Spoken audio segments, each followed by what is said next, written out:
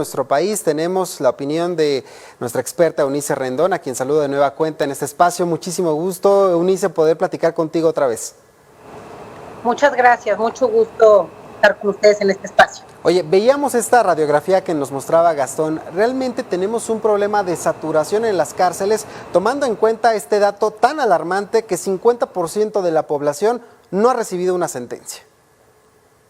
Pues efectivamente, yo te diría que de los 212,000, 213,000 personas que están privadas de la libertad, efectivamente, alrededor de 90,000 no tienen una sentencia. Y bueno, esto se agrava un poco, creo que con el contexto actual en la materia política pública relativa a la reinserción social y al tema legislativo. Por un lado, estamos viendo que recientemente el legislativo aprobó la ampliación del catálogo de los delitos que ameritan prisión preventiva, y esto pues va a hacer que haya más gente en las cárceles. Estamos pensando solamente en el castigo, pero no estamos pensando en qué vamos a hacer en esas cárceles para que efectivamente salgan mejores personas de las que entraron. La ley lo mandata, está en el sistema, la ley de la reinserción social, que va desde la parte educativa, emocional, la parte de desarrollo humano, la parte deportiva, artística. Sin embargo, en la realidad muy poco se ha hecho sobre esto, muy pocos de los presupuestos se destinan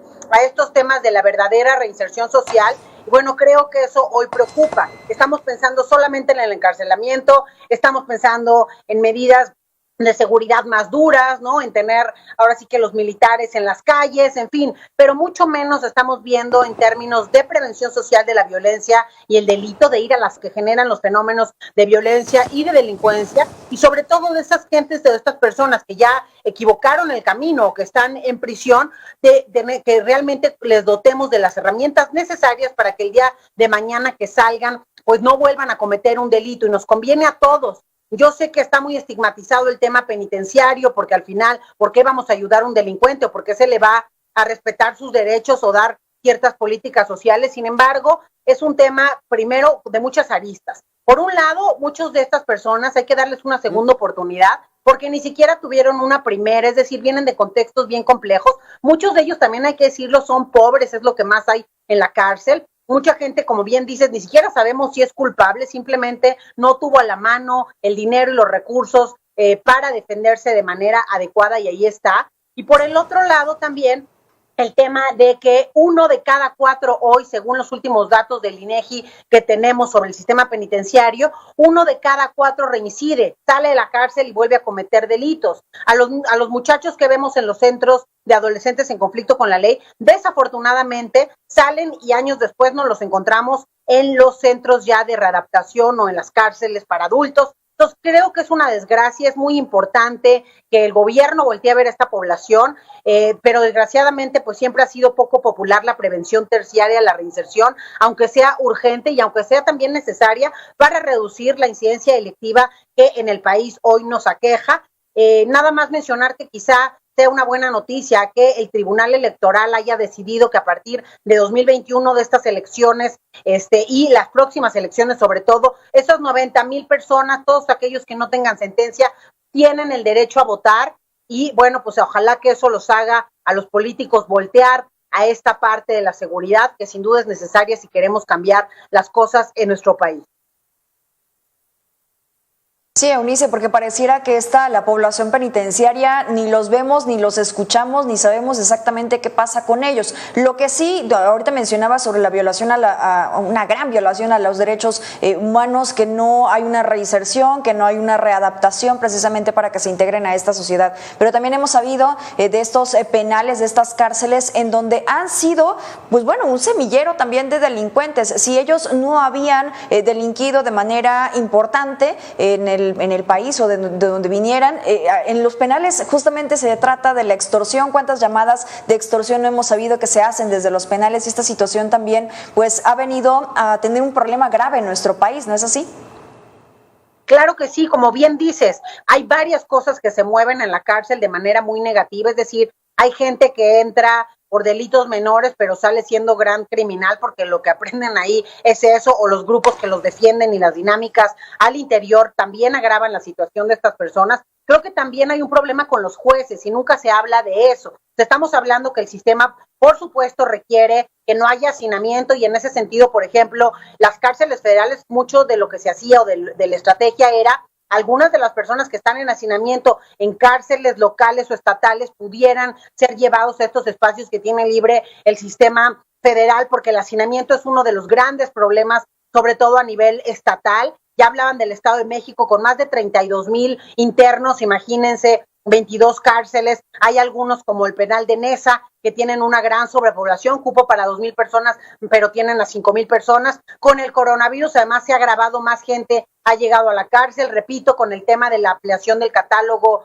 de delitos que ameritan prisión preventiva, también se van a llenar más las cárceles. Y como bien dices, pues sí se violan estos derechos, se violentan y pues hemos encontrado de todo. Realmente en la cárcel hay gente que sí cometió el delito, hay gente inocente, pero sobre todo yo sí creo que hay mucha gente pobre y creo que eso tendríamos que trabajarlo con una perspectiva de justicia que sea ahora sí de una manera más equitativa para todos. La cárcel tendría que ser una especie de universidad en donde preparemos a la gente para que, pues, repito, sean mejores personas. Los mejores sistemas penitenciarios que están en los países nórdicos, a lo que se dedican no es al castigo, y eso creo que es el error de México. Nos hemos centrado en el castigo y tenemos que poner el acento más bien en la reinserción, en la reintegración integral, es decir, desde la parte individual, colectiva, en lo familiar, que es un tema súper importante. Nosotros trabajamos ese modelo desde la organización Viral y en conjunto con el Estado de México, pues ya hemos tenido la oportunidad de trabajar este modelo integral y nos hemos dado cuenta que es fundamental esta parte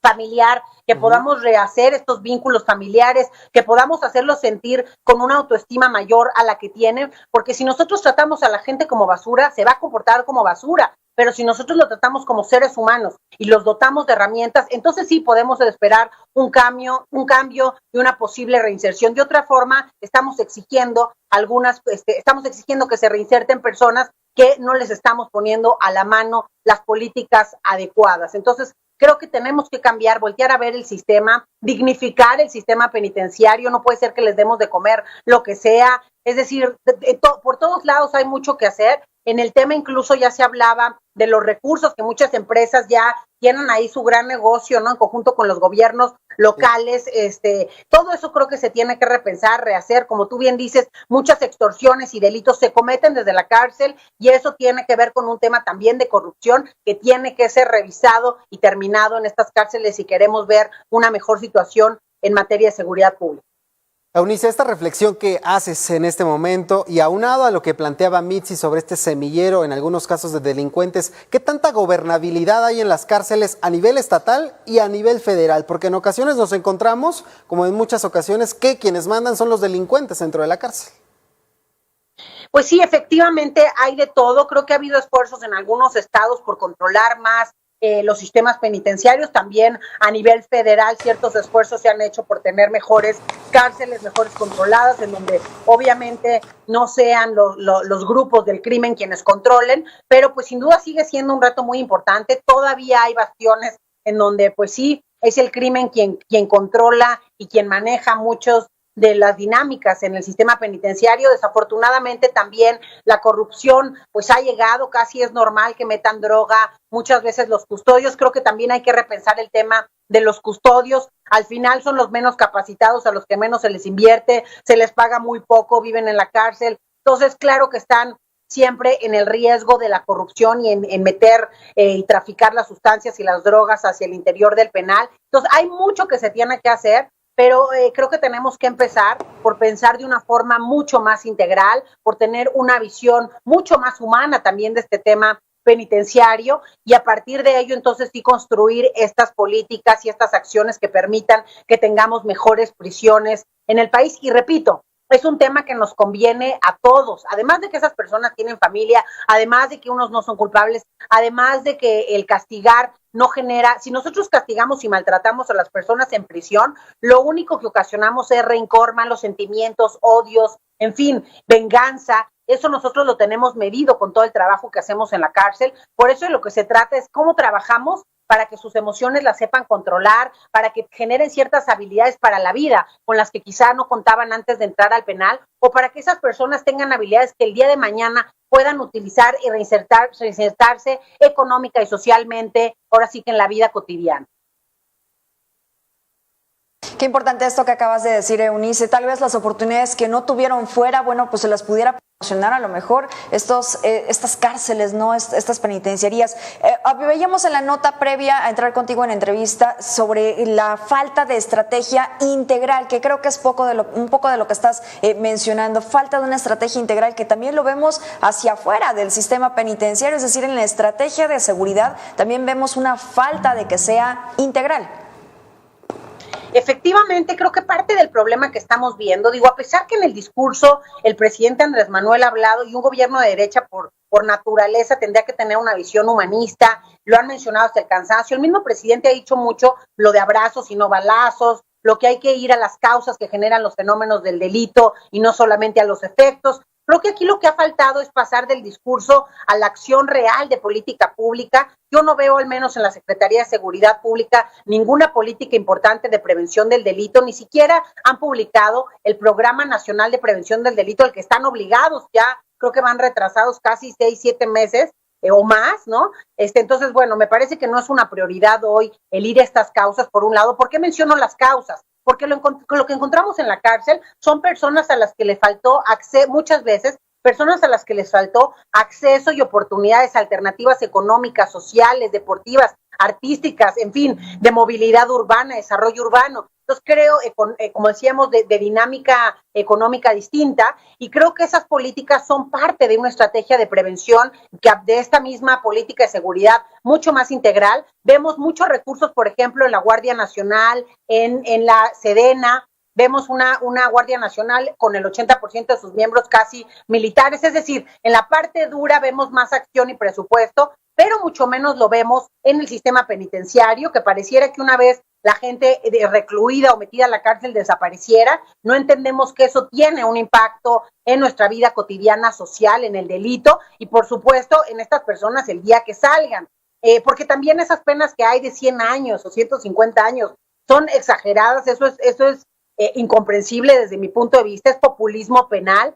Repito, los sistemas penitenciarios más mejor evaluados en el mundo, la pena máxima, por ejemplo, son 20 años, porque cualquier otra pena ya va fuera de lo humano. Y entonces, ¿qué es lo que sucede? Que los primeros que están dispuestos a hacer una trifulca, matar a otro o hacer cualquier acción delictiva dentro del penal, pues van a ser los que tienen ya penas de 100 años, que ya no importa que les pongan otros 100 años, al final saben que no van a volver a ver la luz ni la libertad, pues. Entonces sí creo que es muy importante repensar la estrategia general de seguridad pública. Ahora sí que hacerle caso al presidente, ir verdaderamente a estas causas. Hay que ir por estos muchachos y estos jóvenes que delinquen cada vez más pequeños antes de que entren a prisión, darles esas alternativas y esas herramientas para la vida, para que justo no sea su alternativa el delito y justo no caigan en las manos del crimen y sean su carne de cañón, por un lado, y por el otro lado, a los que ya equivocaron el camino, a los que ya están en el sistema penitenciario, hay que dotarles de las herramientas,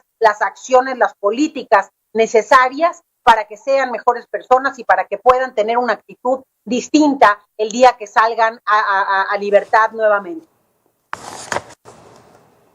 Así es, Eunice. Creo que hace falta todavía mucho y solamente se queda allí en el discurso, pero no en la acción. Y lo primero, pues, es precisamente estos recursos. Eunice Rendón, te agradecemos que hayas estado con nosotros y que nos hayas brindado estas reflexiones, experta en seguridad y prevención. Muchísimas gracias. Muchas gracias a ustedes, Alejandro, Mitzi. Muchas gracias. Hasta luego. Placer, Eunice.